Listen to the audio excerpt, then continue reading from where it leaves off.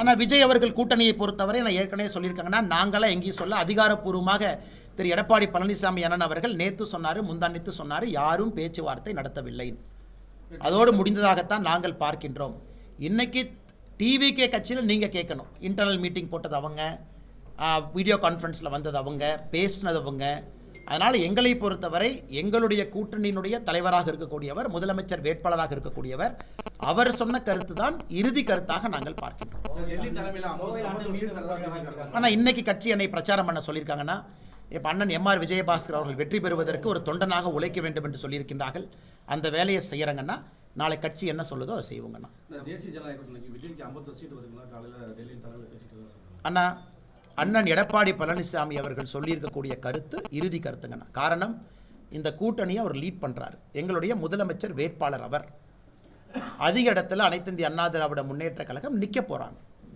அப்படி இருக்கும் பொழுது எடப்பாடி பழனிசாமி அவர்களுடைய முடிவு தான் எல்லோருடைய முடிவும் கூட. அதனால் இதில் நான் தனியாக ஒரு கருத்து சொல்ல விரும்பலைங்கன்னா, நேற்று முன்தினம் அவர் சொன்ன கருத்து தான் ஒரு இறுதி கருத்தாக நான் பார்க்கின்றேன். அதன் பிறகு ஏதாச்சும் மாற்றம் இருக்குன்னா ஆனால் எடப்பாடி பழனிசாமி அவங்க சொல்லுவாங்க. ஆனால் நீங்கள் தமிழக வெற்றி கழகத்தை பற்றி பேசுகிறீங்க, மீட்டிங் நாம் யாரும் கூப்பிடல, நம்முடைய மாவட்ட செயலாளர்கள் மீட்டிங்க்கு நாங்கள் யாரும் கூப்பிடலிங்கன்னா, அனைத்து இந்திய அண்ணா திராவிட கழகத்தினுடைய மாவட்ட செயலாளர்களோ பாரதிய ஜனதா கட்சியினுடைய மாவட்ட செயலாளர்களோ நாங்கள் மீட்டிங் கூப்பிடல. தமிழக வெற்றி கழகம் மீட்டிங் கூப்பிட்டுருக்காங்கன்னா அவங்ககிட்ட தான் நீங்கள் கேட்கணும், எதற்காக மீட்டிங் கூப்பிட்டீங்க, என்ன முடிவு எடுத்திருக்கிறீங்க, யார் என்ன சொன்னாங்கன்னு. அதனால் இல்லாத ஒரு விஷயத்தை நான் எப்படி பேச முடியுங்கண்ணா? ஆனால் நம்மை பொறுத்தவரை கூட்டணியில் எல்லாரும் ஜெயிக்கணுங்கண்ணா, 234 ஜெயிக்கணும். நான் இன்றைக்கி சொல்லிட்டேன், கட்சி இந்த பொறுப்பு கொடுத்துருக்கு. இன்றைக்கி நாம் எம்ஆர்வி அண்ணனோடு கைகோர்த்து கரூரில் இருக்கோம். இந்த வாரம் அடுத்த வாரம் அண்ணனோடு நானும் ஜாயிண்ட் கேம்பெயினிங் கரூரில் வரப்போகிறேன். அண்ணன் எங்கே போகிறாங்களோ அவங்க ஸ்கெடியூலை பார்த்துட்டு நாங்கள் வரப்போகிறோம். தொண்டர்கள்லாம் ஒன்றாக இருக்க போகின்றோம். நேரமும் காலமும் வரும்பொழுது பேசுவாங்கன்னா இன்னும் நோட்டிஃபிகேஷன் வர்றக்கே என்ன 14 நாள் இருக்குங்கண்ணா. 30ஆம் தேதி தான் நோட்டிஃபிகேஷன், ஃபர்ஸ்ட் டே ஆஃப் நாமினேஷனே வருதுங்கண்ணா.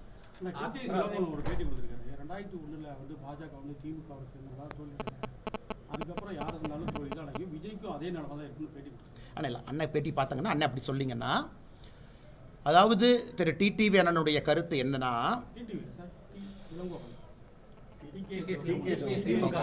அண்ணா அவர் சொல்கிறதெல்லாம் ஒரு கருத்தை எடுத்துக்கலாமாங்கண்ணா. திரு இளங்கோவன் அவர்களை பொறுத்தவரை அவர் ஒரு விஷயத்தை புரிஞ்சுக்கணும். நேற்றிலிருந்து முந்தா நேற்றிலிருந்து திராவிட முன்னேற்ற கழகம் ஒரு பதட்டத்தில் இருக்காங்க. அவங்க எப்படி ஜெயிக்க போகிறாங்க? கம்யூனிஸ்ட் கட்சி கூட்டணி பேச்சுவார்த்தையிலேருந்து கிட்டத்தட்ட வெளியே போயிட்டாங்க.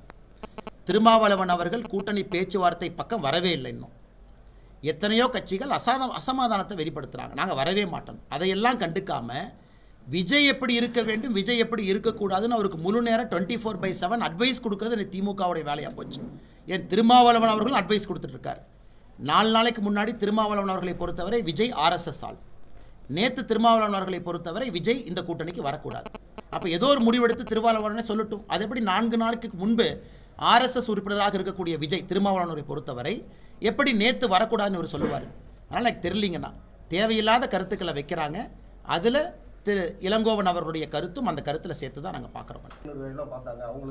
அண்ணே, கரூரில் நான் உண்மையை சொல்கிறேங்கண்ணே, 41 அப்பாவி பொதுமக்கள் இறந்த பிறகு கரூர் மாவட்டத்தினுடைய மருத்துவமனைக்கு எந்த விளம்பரமும் ஆடம்பரமும் செய்யாமல் முதல்ல உதவிக்கு போனவர் என் பக்கத்தில் எம்ஆர் விஜயபாஸ்கர் எங்கள் உட்காந்துருக்கார். அவர் ஆஃபீஸ்லேருந்து பேசுகிறக்காக நான் சொல்ல, உடனடியாக போன பாரதிய ஜனதா கட்சியினுடைய தலைவர் தொண்டர்கள் இங்கே இருக்கிறாங்க. உடனடியாக போனவங்க. செந்தில் பாலாஜி எப்படி வந்தார்?